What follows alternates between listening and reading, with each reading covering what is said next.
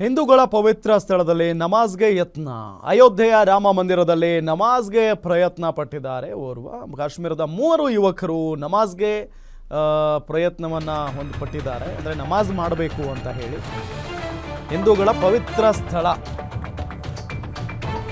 ಅಯೋಧ್ಯೆಯ ರಾಮ ಮಂದಿರದಲ್ಲಿ ನಮಾಜ್ ಮಾಡೋದಕ್ಕೆ 3 ಯುವಕರು ಪ್ರಯತ್ನ ಪಟ್ಟಿದ್ದಾರೆ. ಕಾಶ್ಮೀರದವರು ಈ 3 ಜನ ಯುವಕರು ಅನ್ನೋದು ಗೊತ್ತಾಗ್ತಾ ಇದೆ.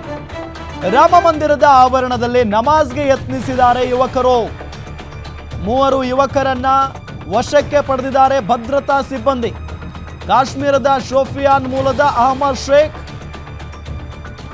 ಇನ್ನಿಬ್ಬರ ಬಗ್ಗೆ ಮಾಹಿತಿ ಕಲೆ ಹಾಕ್ತಾ ಇದ್ದಾರೆ ಭದ್ರತಾ ಸಿಬ್ಬಂದಿ. ಅದರಲ್ಲಿ ಒಬ್ಬ ಅಹಮದ್ ಶೇಖ್ ಅನ್ನೋದು ಗೊತ್ತಾಗ್ತಾ ಇದೆ. ಸೀತಾ ರಸೋಯಿ ಜಾಗದಲ್ಲಿ ನಮಾಜ್ಗೆ ಯತ್ನಿಸಿದ್ದಾರೆ ಕಿಡಿಗೇಡಿಗಳು. ಹಿಂದೂಗಳ ಪವಿತ್ರ ಸ್ಥಳದಲ್ಲಿ ನಮಾಜ್ಗೆ ಪ್ರಯತ್ನವನ್ನ ಪಟ್ಟಿದ್ದಾರೆ.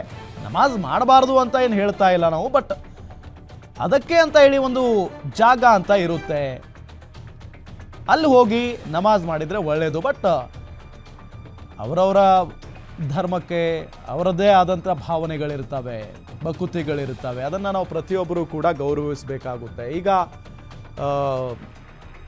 ರಾಮನ ಮುಂದೆ ಹೋಗಿ ನಮಾಜ್ ಮಾಡೋದು ಅಥವಾ ಅಯೋಧ್ಯೆಯಲ್ಲಿ ರಾಮ ಜನ್ಮಭೂಮಿ, ರಾಮ ಜನ್ಮಸ್ಥಳ ಅದು, ಅಲ್ಲೆಲ್ಲ ನಮಾಜ್ ಮಾಡೋದು ಸಹಜವಾಗಿ ವಿರೋಧ ವ್ಯಕ್ತ ಆಗುತ್ತೆ. ಅದೇ ರೀತಿಯಾಗಿ ವಿರೋಧ ಆಗ್ತಾ ಇದೆ. ಸೊ ಈಗ 3ರನ್ನು ಕೂಡ ಪೊಲೀಸ್ನವರು ವಶಕ್ಕೆ ಪಡ್ಕೊಂಡಿದ್ದಾರೆ. ಸೊ ಅಲ್ಲಿ ಯಾಕೆ ಅಂದರೆ ಉದ್ದೇಶಪೂರ್ವಕವಾಗಿಯೇ ನಮಾಜ್ ಮಾಡೋದಕ್ಕೆ ಹೋಗಿದ್ರ ಹಾಗಾದರೆ? ಸೊ ಎಲ್ಲ ವ್ಯಾಜ್ಯ ಸಾಕಷ್ಟು ವರ್ಷಗಳಿಂದ ಇತ್ತು ಅದು. ಸೊ ಆ ವ್ಯಾಜ್ಯ ಎಲ್ಲ ಆದ ನಂತರ, ಮುಗಿದ ನಂತರನೇ ಅಲ್ಲಿ ಆ ರಾಮ ಜನ್ಮಭೂಮಿ ಸ್ಥಳದಲ್ಲಿ ದೊಡ್ಡ ಟೆಂಪಲ್ ಕೂಡ ರೆಡಿ ಆಯಿತು, ಸುಮ್ಮನೆ ಆಗಿಲ್ಲ. ಸೊ ಈ ಸಂದರ್ಭದಲ್ಲಿ ಹೋಗಿ ನಮಾಜ್ ಮಾಡೋದು ಎಷ್ಟರ ಮಟ್ಟಿಗೆ ಸರಿ ಅನ್ನೋ ಒಂದು ಪ್ರಶ್ನೆಯೂ ಕೂಡ ಮೂಡುತ್ತೆ. ಸೊ ಈಗ 3 ಜನ ಯುವಕರನ್ನ ಈಗ ವಶಕ್ಕೆ ಪಡ್ಕೊಂಡಿದ್ದಾರೆ ಪೊಲೀಸ್ನವರು, ವಿಚಾರಣೆಗೆ ಒಳಪಡಿಸಿದ್ದಾರೆ ಅನ್ನೋದು ಗೊತ್ತಾಗ್ತಾ ಇರುವಂಥ ಸಂಗತಿ.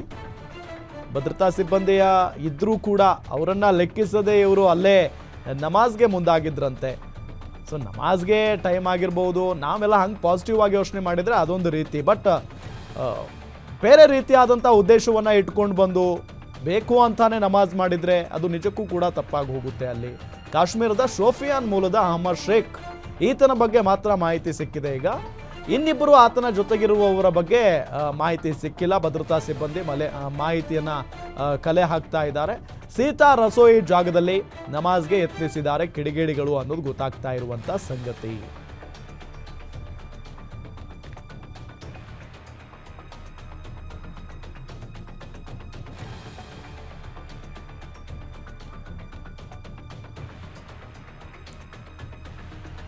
ಇದೇ ವಿಚಾರಕ್ಕೆ ಸಂಬಂಧಪಟ್ಟಂತೆ ಡೀಟೇಲ್ಸ್ ಕೊಡ್ತಾರೆ ನಮ್ಮ ಕಂಟೆಂಟ್ ಎಡಿಟರ್ ಮಹೇಶ್ ಸಂಪರ್ಕದಲ್ಲಿದ್ದಾರೆ. ಮಹೇಶ್, ಇದೇನು ಉದ್ದೇಶ ಪೂರ್ವಕನ ಅಥವಾ ಯಾರು ಇವರು, ಏನು ನಡೀತಾ ಇದೆ ಅಲ್ಲಿ, ಏನು ನಡೆದಿದೆ, ಡೀಟೇಲ್ಸ್ ಕೊಡ್ತಾ ಹೋಗೋದಾದ್ರೆ?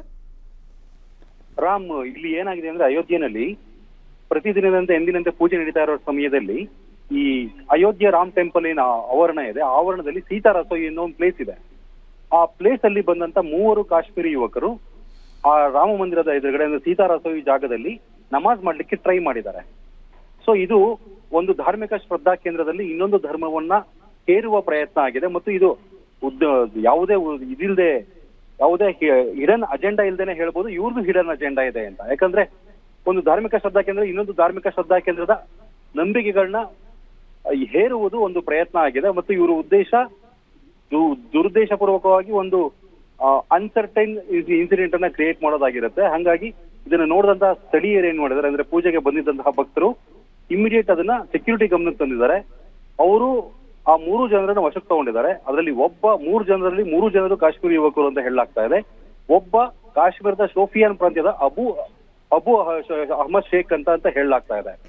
ಇನ್ನ ಇಬ್ಬರ ಡೀಟೇಲ್ಸ್ ಪತ್ತೆ ಆಗಿಲ್ಲ. ಮತ್ತು ಅರೆಸ್ಟ್ ಆದ ನಂತರ ಅಂದ್ರೆ ಪೊಲೀಸರು ವಶಕ್ಕೆ ತೆಗೆದುಕೊಂಡ ನಂತರ ಅವರು ಅಲ್ಲಾಹು ಅಕ್ಬರ್ ಘೋಷಣೆಯನ್ನ ಕೂಗುವ ಪ್ರಯತ್ನ ಮಾಡಿದ್ದಾರೆ. ಅದನ್ನು ಕೂಡ ಪೊಲೀಸರು ನಿರ್ಬಂಧ ಮಾಡಿ ಅವ್ರನ್ನ ಒಳಗಡೆ ವಶಕ್ಕೆ ತಗೊಂಡಿದ್ದಾರೆ ರಾಮ್ ಸದ್ಯಕ್ಕೆ. ಓಕೆ, ಥ್ಯಾಂಕ್ ಯು ಮಹೇಶ್ ತಮ್ಮೆಲ್ಲ ಮಾಹಿತಿಗಾಗಿ.